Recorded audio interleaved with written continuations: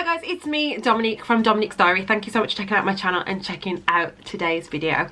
Today's video is a story time, and as you can see by the title of the video, it's something that a lot of snake owners dread. So before we get started, if you are not a subscriber, hit that subscriber box down below, hit the thumbs up if you actually like this video, and also hit the notification bell so you know my next video is uploading. Let's get into it. Now in November, you might have seen in my November vlog that my floor is ruined basically in the bathroom. So what happened was, one day I got home from work, it was a Friday, and I thought my snake, at work, she'd had a poo in her travel box, and although it has substrate in, she smelt basically. She'd obviously gone through it. So I thought, okay, what I'm going to do is just give her a little bit of a rinse down in the bathroom, okay, and then I'll put her back in her vivarium. Went into the bathroom, shut the door, okay. Now between the bath panel and because we had our shower replaced, which again you might have seen in another vlog, there was a little gap, okay. So what I did was I got a towel, because I thought if I put it on the floor, she's probably gonna go to that and it's gonna be disastrous. So I got a towel, I covered up that hole, popped on the floor. I started to clear out the bath. Next thing I know, she's halfway down, halfway behind the sink. But I didn't see her coming around, because you can get behind the sink, where the drain goes into the floorboards, so you can get behind it. So I didn't see, I thought, oh, she's going to come around the back. No. So I started to see her body disappearing, and I look, and there's this small gap in between the plumbing and the tile on the floor, and she's halfway down this hole into the floorboards. I grab her, her muscles tense, and she pulls away, and she pulls away, and I was there for ages holding on to the back end of her body, thinking if I let her go, that's it, she's in the floorboards. It was a standoff basically. It was a standoff, and I lost. Point blank period, I lost to my snake. I'm panicking. I'm looking, I can't see down, it like goes down and there's nothing, you can't see anything. I get my phone, I start shining the torch from my phone down into this hole, nothing.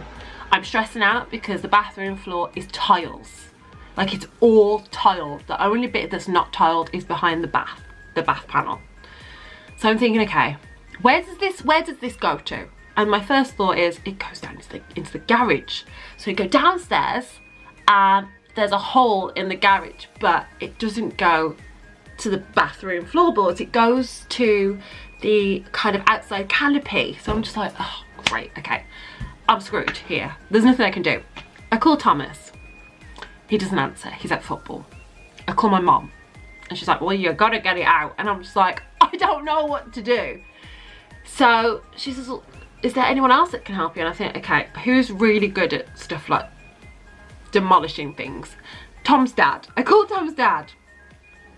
He's just like, you're gonna have to just rip the tiles up basically. So eventually Tom finishes football, and eventually he gets home. I get shouting at from my mom, from Tom, and Tom's dad. Why have you put the snake on the floor? Why have you allowed this to happen? Look, I was trying to be a good snake owner by giving her a bath. I misjudged the situation, but yeah, what can you do? What can you do? Tom gets home, he does exactly what I do, tries to look for the hole, goes into the garage to see if there's a way that we can get up to the floorboards. He pulls the bath panel off. Again, there's no way to see through that space, that we can't even get to the hole that's in the behind the bath, okay. So it's like, we're gonna have to lift up the tiles. So that was what we had to do. So he starts chipping away at the tiles. We can't see it. So then we start to go towards where the hole is, and luckily in the floorboards there's already a hole. So we can actually shine the light, and we're looking, and then he sees her, and she's up against the floor, like up against the wall, just chilling. Just chilling, like. Bit chilly down here, but I'm alright, I'm safe.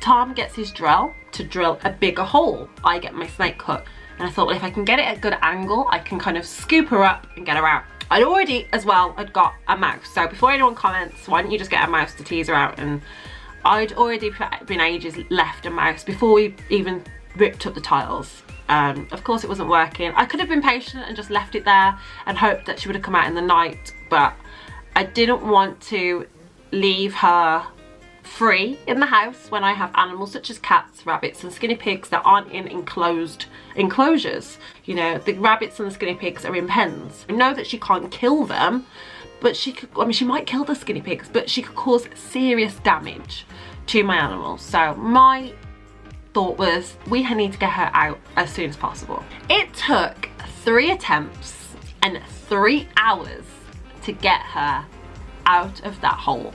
3 attempts when I managed to grab her, because even though she was quite close by, you couldn't get your hand into her. 3 hours we spent, or should I say from the moment she went down into the hole, 3 hours, because Tom obviously was at football, so it took about an hour before we could even lift up the tiles. So 3 hours she spent in the floorboards, and finally I got her out.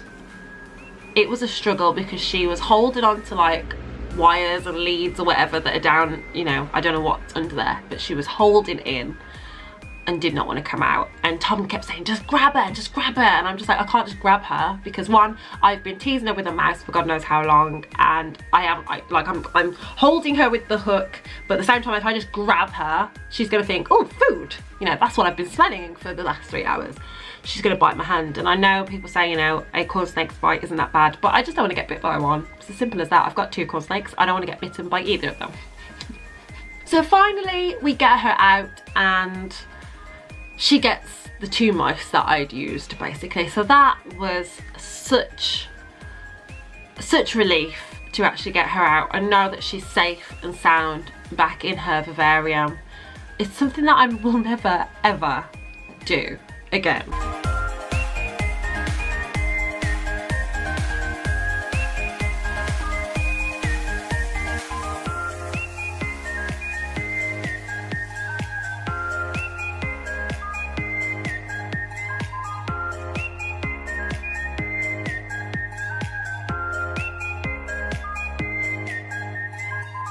So for anyone who is curious which snake I'm talking about, this is the snake.